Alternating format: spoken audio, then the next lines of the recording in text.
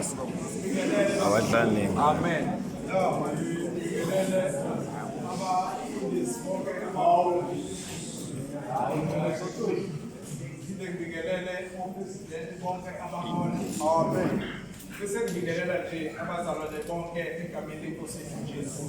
Amen. Bazalwane-ke ufishane kakhulu engizokusho bese ngibuyela phansi. Asithatheni-ke uJohn 19 sifunde iverse ka-28 la kufundeka khona kanje. Emva kwalokho uJesu ekwazi konke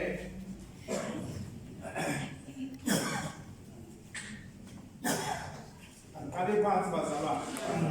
Emva kwalokho uJesu ekwazi ukuthi konke sekuphelelisiwe ukuba umbhalo ugcwaliseke wathi ngomile. Ayibonge Nkosi. Amen. Baba Thimgize ngisacela ungibusisele leli lizwi ingene kafishane ihlale phansi. Amen. Iphile Nkosi inamandla. Ingashonyekile kweNkosi iphele. Abafundisa indlela zethu na wakho sesikhuluma ngayo. Kumele usengcwele. Egameni likaJesu Kristu sinasalela Father we pray. Amen. Oh, that you were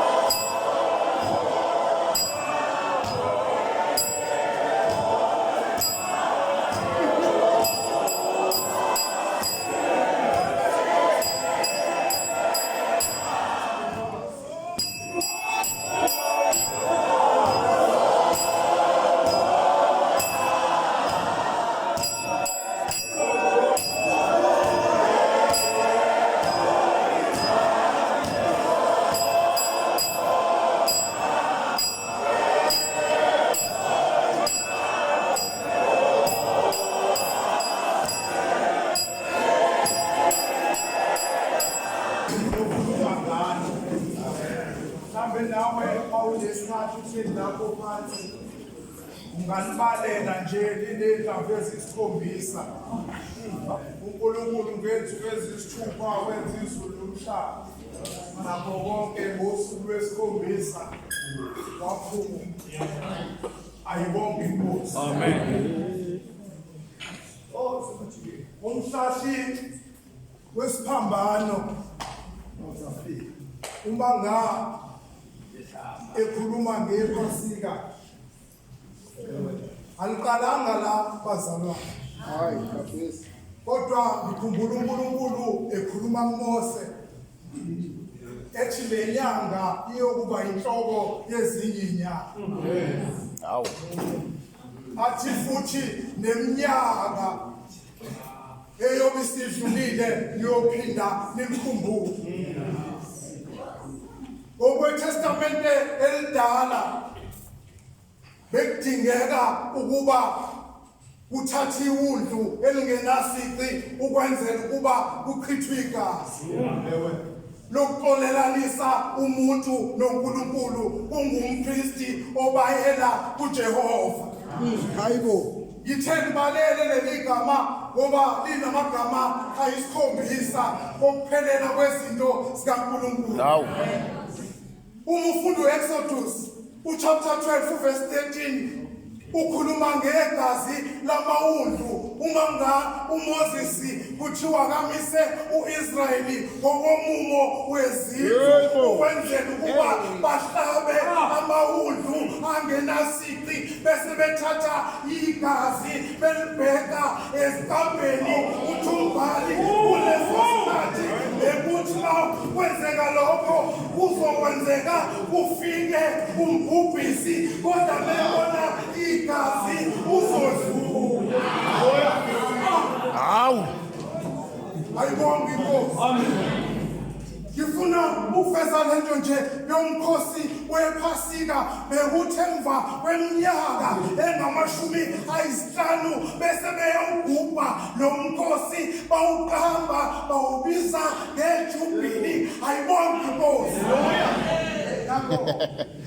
Umanga sesibuyela la umhlali wesiphambano ekhuluma ngesidlo esiyemodliwa uJesu nabafundi bakhe bekuthiwa isidlo sinkwa esingenavubelo yikho besizwa ngePhasika.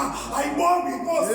Athi uJesu ke kubafundi bakhe ngesikhathi esezosidla nabo athi madoda lesi sinkwa ngisidla namhlanje nani angizobuye ngiphinde ngisidle ngize ngidweliswe uNkulunkulu. Ayibonge Inkosi. Kodwa emva kokuba konke lokhu uJesu ekwazi ukuba sekuphelelisiwe ukuba umbhalo ugcwaliseke uthi ngomile. Ayibonge Inkosi.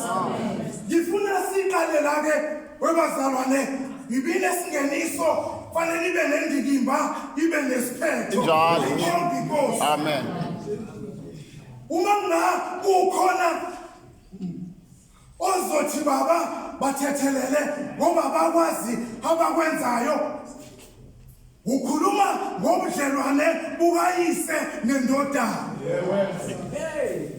Kodwa amaJuda namasosha amaRoma ayengaqondi akushoyo lithi iBhayibheli ngaleso sikhathi ngoba wayeyiwundlu elingenasici elisuswe ezulwini ukuba lizohlatshwa kwakumele kudlule kuleso simo. Uma ekhuluma uJesu nabafundi bakhe uthi madoda ozongikhaphela ngizofaka naye isandla esitsheni. Bayabuzana ukuthi ngabe mina amadodana kaZebedeu uJohani benoJakobe bathi mfundisi yenza isiqiniseko sokuthi omunye wethu uhlala ngakwesokhohlo sakho omunye uhlala ngakwesokunene. Athi umbhali uJesu uthe madoda niyokusidla yini isitsha enza kusiphuza. Athi umbhali bake bavuma bathi impela siyakuphuza kanye nawe wathi impela engakwazi. Lithi iBhayibheli kuleso sikhathi esho lokho umadodana kaZebedeu uJesu uJudas Iskarioti umandla ukwenzela ukuba amkhaphele ezandleni zamaRoma namaJuda.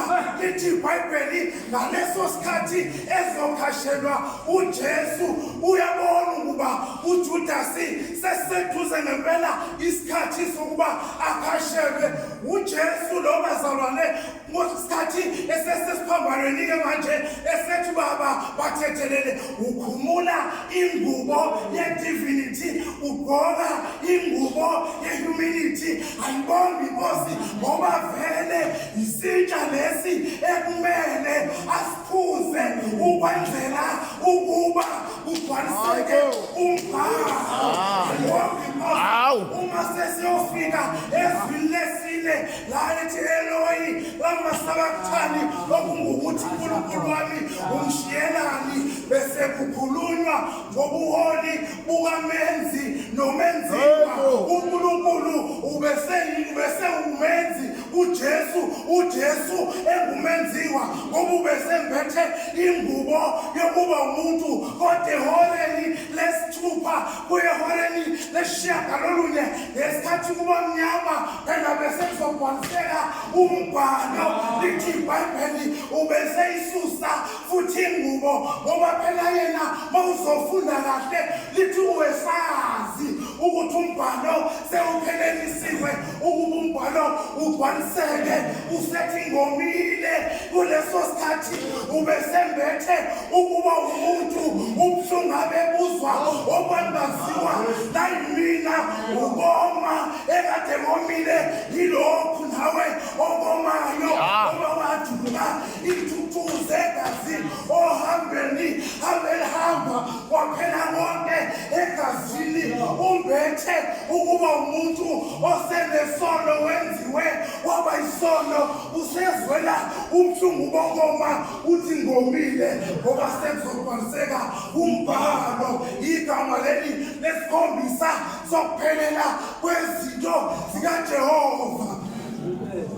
Umhlazi bazalwane umekhuluma ngevaya dololosa ayibonge inkosi. Uma ngabe ichazwa kuthiwa Jesus literally went through sorrowful way, ayibonge inkosi. Noma uma ngabe besho njalo bethi painful journey noma i-painful process kwakubiza ukuba adlule kuyona.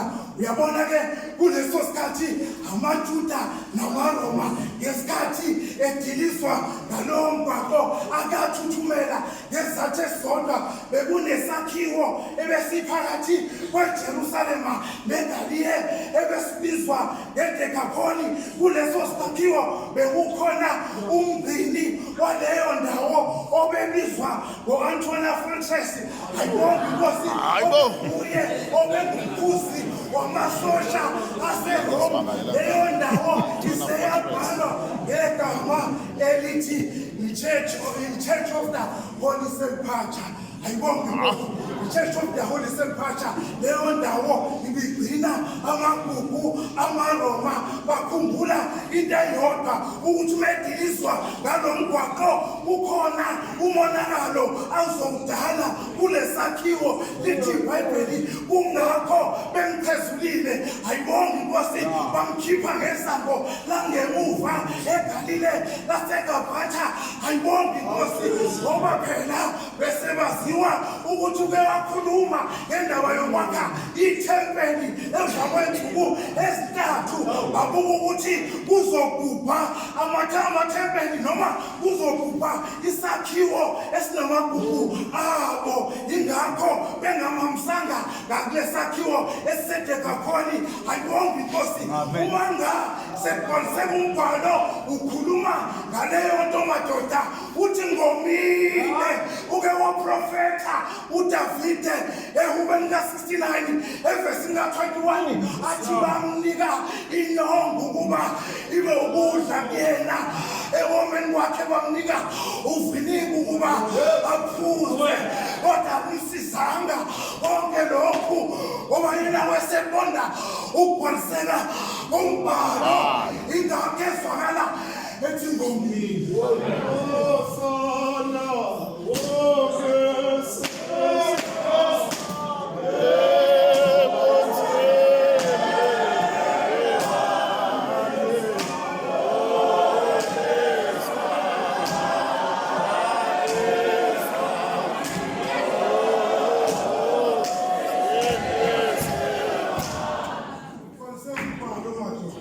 Shokahle khabaze.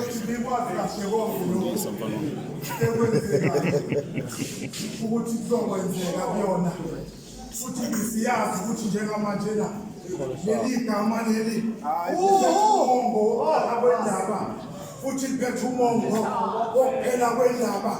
Ingakho sethi ekwazi konke ukuba sekuphelelisiwe ukuthi umbhalo ugcwaliseke uzwakale ethi Ngomile uNkulunkulu akakuzi